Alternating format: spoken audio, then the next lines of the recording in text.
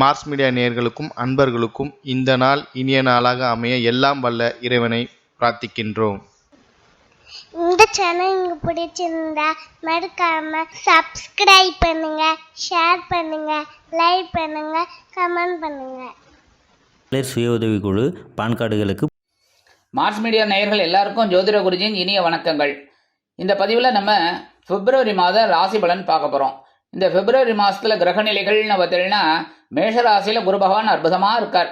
கன்னி ராசியில் கேது பகவான், துலாம் ராசியில் சந்திர பகவான், தனுசு ராசியில் சுக்கிர பகவான், செவ்வாய் பகவான் 2 பேரும் இருக்கா. இந்த சுக்கிர பகவான் 13/2/2024 மகர ராசிக்கு ஜம்ப் பண்ணிடுறார். 4/2/2024 மகர ராசிக்கு இந்த செவ்வாய் பகவான் அப்படியே உச்சமடைந்து சஞ்சாரம் பண்ண போறார். மகர ராசியில சூரிய பகவான் புத பகவான் இருக்கார். புத ஆதித்ய யோகத்தை கொடுத்துட்டு 13/2/2024 இந்த சூரிய பகவான் எங்க வர போறாருன்னு பார்த்தீங்கன்னா கும்பராசிக்கு பிரவேசம் பண்ண போறார். கும்பராசியில ஆல்ரெடி சனீஸ்வர பகவான் அங்க ஸ்ட்ராங்கா இருந்துட்டு இருக்கார், ஆட்சி. மீன ராசியில ராகு பகவான் குருவோட காரகத்துவத்தை பெற்று அருமையா சஞ்சாரம் பண்ணிட்டு இருக்கார். இந்த மாதம் பார்த்தீங்கன்னா இந்த பிப்ரவரி மாதம் 3 கிரகங்களில் பெயர்ச்சி இருக்கு, அற்புதமான பெயர்ச்சி. இதுதான் இந்த பிப்ரவரி மாதத்தோட கிரக நிலைகள். இனி ஒவ்வொரு ராசிக்கும் உண்டான ராசி பலனை பார்க்கலாமா? எனதருமை விருச்சிக ராசி நேர்களே, இன்னைக்கு இந்த பதிவில் நம்ம என்ன பார்க்க போறோம் அப்படின்னா 2024 பிப்ரவரி மாத ராசி பலன். இந்த பிப்ரவரி மாதம் உங்களுக்கு எந்தெந்த கிரகங்கள் அற்புதமாக நன்மை செய்ய போகிறது, எந்தெந்த கிரகங்கள் மூலமா நீங்க கவனமா இருக்கணும், பரிகாரமா என்ன பண்ணினா ரொம்ப விசேஷம், சந்திராசிரம தினங்கள் என்னென்னைக்கு அப்படிங்கிறத பற்றிலாம் நம்ம இப்போ தெளிவாக பார்க்க போகிறோம். உங்களோட ராசிநாதன் யாருன்னு பார்த்தீங்கன்னா செவ்வாய் பகவான். அற்புதம். ஏன்னா செவ்வாய் அப்படின்னாலே மங்களக்காரகன், பூமி காரகன். பெரும்பாலும் பார்த்தீங்கன்னா விருச்சிக ராசி அன்பர்களுக்கு சொந்த வீடு இல்லைன்னா மனையாவது இருக்கும். அந்த வகையில் இந்த செவ்வாய் பகவான் உங்களோட தனவாக்கு குடும்பஸ்தானமாகி 2ஆம் இடத்துல இருக்கார். சரி, 3 நாள் தான் இருக்க போறார். அதுக்கப்புறம் எங்கே வரப்போறார்? 4/2/2024 முதல் இந்த செவ்வாய் பகவான் சகாயஸ்தானத்துக்கு வந்துடுறார். சகாயஸ்தானம்ங்கிறது அற்புதமான இடம், 3ஆம் இடம். 3, 6, 10, 11 இந்த மாதிரி இடத்துல எல்லாம் செவ்வாய் பகவான் இருந்தா அதுவும் உச்சமடைஞ்சு இருக்க போறார். அற்புதமான பலன்கள் தேடி வரும். மனசுல தைரியம் இருக்கும், தன்னம்பிக்கை கூடும். ஒவ்வொரு வேலையும் இழுத்து போட்டுன்னு செய்வேல், அதுக்குண்டான உயர்வுகள் ஆட்டோமேட்டிக்காக கிடைக்கும். உத்தியோகத்தில் இருக்கிறவாளுக்கும் ரொம்ப அற்புதமான ஒரு உயர்வுகள்லாம் காத்திருக்கு. முயற்சிகள் பலிதமாகும். அதேமாரி புதிய வேலை தேடும் குழந்தைகளுக்கு வேலை வாய்ப்பு அருமையாக வந்து சேரும். தொழில் வியாபாரத்தில் இருந்து வந்த இன்னல்கள் மறைந்து உங்களது தைரியம் வெளிப்படும். அதனாலேயே தொழில் வியாபாரம் அற்புதமாக நடைபெறும். அரசியல்வாதிகளுக்கு முன்னேற்றம் அதிகரிக்கும். கலைத்துறை நண்பர்களுக்கு வாய்ப்புகள் வந்து சேரும். கணவன் மனைவிக்கிடையே இருந்து வந்த கருத்து பேதங்கள் விலகும். குடும்பம் ஒற்றுமையாக இருக்கும். இல்லத்தில் மங்கள காரியங்கள் ஒலிக்கத் தொடங்கும். சுபகாரி நிகழ்ச்சிகள் அருமையாக நிறைவேறும்.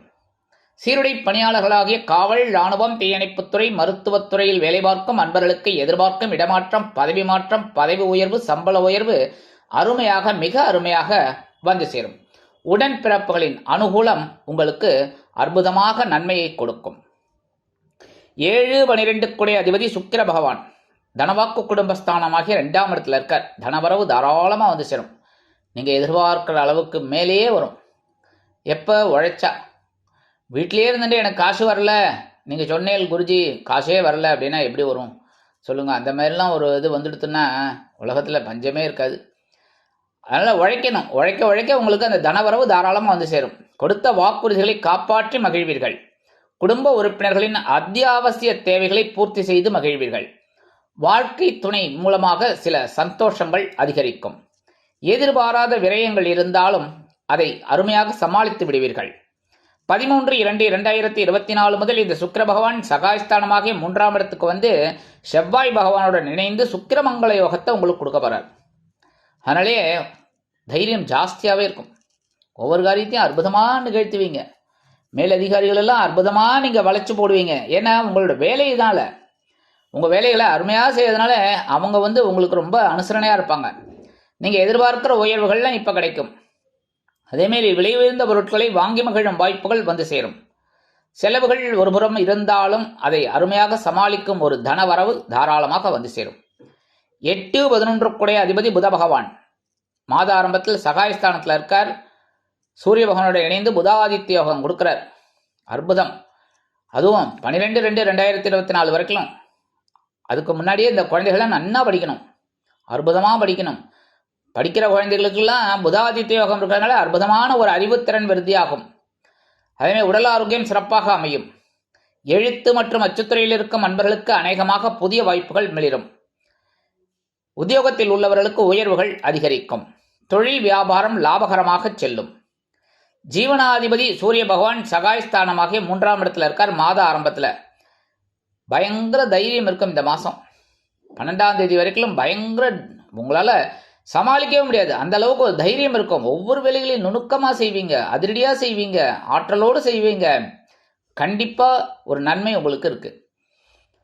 13/2/2024 முதல் இந்த சூரிய பகவான் எங்கே வராருன்னு பார்த்தீங்கன்னா சுகஸ்தானமாகிய 4ஆம் இடத்துக்கு வந்து சனீஸ்வர பகவானோட சேர்ந்துடுறார். சனீஸ்வர பகவான் ஏற்கனவே உங்களுக்கு அர்த்தாஷ்டம சனியாக உட்காந்துட்டுருக்கார்.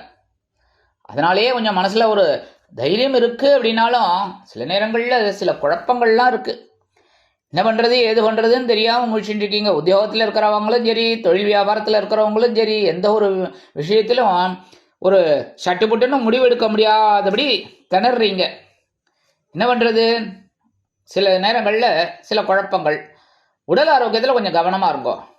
அதேமாரி தாயாரோட உடல் ஆரோக்கியத்தில் கவனமாக இருக்கிறது ரொம்ப நல்லது.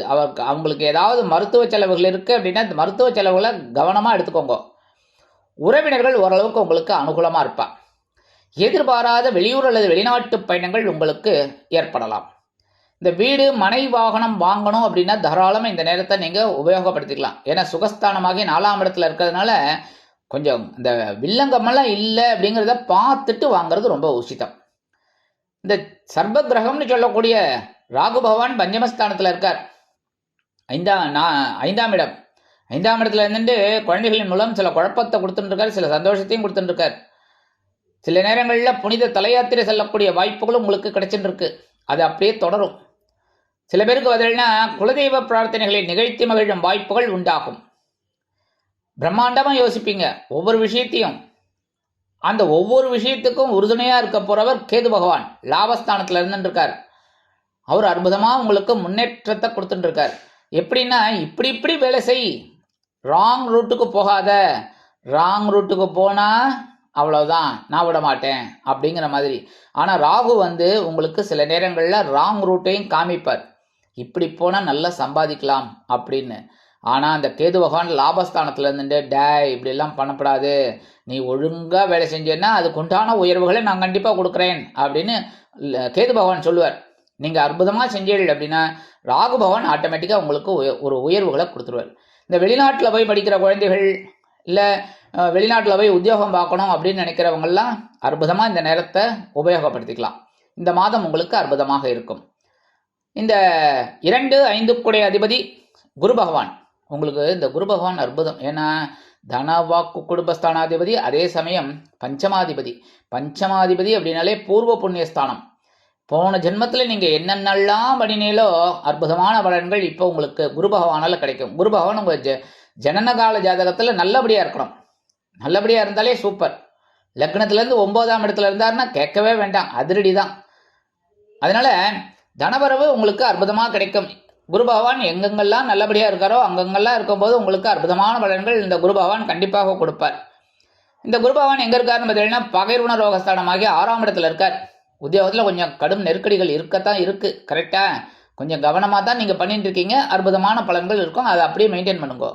தொழில் வியாபாரத்துலையும் கொஞ்சம் கவனமாக இருக்கணும். சில நேரங்கள் இந்த வெளிநாட்டில் போய் படிக்கிறா பாருங்க, அந்த குழந்தைகள்லாம் கல்வியில் கவனம் எடுத்துக்கணும். இந்த வெளிநாட்டில் போய் வேலை செய்கிற குழந்தைகளுக்கெல்லாம் இது அற்புதமான காலம் எடுக்கிற. ஏன்னா நல்ல வேலை செய்யக்கூடிய அளவில் இருக்கிறதுனால வருமானம் கண்டிப்பாக கிடைக்கும். உடல் ஆரோக்கியத்தில் கொஞ்சம் கவனமாக இருங்கோ. கொடுக்கல் வாங்கல கவனமாக இருங்கோ. இந்த மாதம் சந்திராஷ்டம தினங்கள் அப்படின்னு பார்த்தீங்கன்னா 20/2/2024, 21/2/2024 இந்த 2 தினங்களில் நீங்கள் எச்சரிக்கையாகவும் பொறுமையாகவும் நிதானமாகவும் கவனமாகவும் நடந்து கொண்டீர்கள் என்றால் கண்டிப்பாக நன்மைகள் இரட்டிப்பாகும். இந்த சந்திராஷ்டம தினத்தன்னைக்கு பக்கத்தில் இருக்கிற கோவிலுக்கு போயிட்டு எம்பெருமான் விநாயகர் பெருமானுக்கு நெய் தீபம் ஏற்றி வழிபாடு பண்ணுங்கோ. கண்டிப்பாக இந்த சந்திராஷ்டம தினங்களினால் வரக்கூடிய சங்கடங்கள் சிரமங்கள் சற்று குறையும். பரிகாரமாக என்ன பண்ணினா ரொம்ப விசேஷம் அப்படின்னா இந்த பிப்ரவரி மாதம் 29 நாள் இருக்குது. ஒரு நாள் சுவாமி மலை போயிட்டு வாங்கோ. கும்பகோணம் கிட்ட இருக்கு பற்றியில் சுவாமி மலை அப்பன் முருகப்பெருமான் போயிட்டு முருகப்பெருமானை வழிபாடு பண்ணுங்கோ. சரியா? சிவனுக்கே அப்பனுக்கே உபதேசம் பண்ணின இடம். அதனால் இந்த சுவாமி மலை வைத்து இந்த முருகப்பெருமான வழிபாடு பண்ணுறது ரொம்ப விசேஷம். சில பேர் கேட்கலாம், என்னால் அவ்வளோ தூரம் போக முடியாது, நான் கொஞ்சம் வயசானவன், நான் என்னாலே முடியல அப்படின்னு, இல்லை எனக்கு வருமானம் போகாது, நான் என்ன பண்ணுறது அப்படின்னு கேட்டால், தாராளமாக பக்கத்தில் இருக்கிற முருகன் கோயிலுக்கு போயிட்டு வாங்கோ. என்ன ரொம்ப விசேஷம். சென்னையில் இருக்கிறவா வடபழனிக்கு முருகன் கோயிலுக்கு போயிட்டு வாங்கோ. இல்லையா வெளியூரில் இருக்கிறவா பக்கத்தில் இருக்கிற கோவிலுக்கு போயிட்டு வாங்கோ. தாராளமாக மதுரையில் இருக்கிறவா திருப்பரங்குன்ற சுவாமி பார்த்துட்டு வாங்கோ. இந்த மாதிரி ஒவ்வொரு ஊர்லேயும் பிரசித்தி பெற்ற முருகன் கோயிலெலாம் இருக்குது. தாராளமாக போயிட்டு நீங்கள் எம்பெருமான் முருகப்பெருமான வழிபாடு பண்ணிட்டு வாங்கோ. இந்த பிப்ரவரி மாதம் அற்புதமான மாதமாக உங்களுக்கு அமையும் என்று கூறி விடைபெறுகிறேன். நன்றி, வணக்கம். மீண்டும் ஒரு அருமையான பதிவில் நான் உங்களை மனமகிழ்ச்சியோடு சந்திக்கிறேன். வாழ்த்துக்கள். வாழ்க வளமுடன்.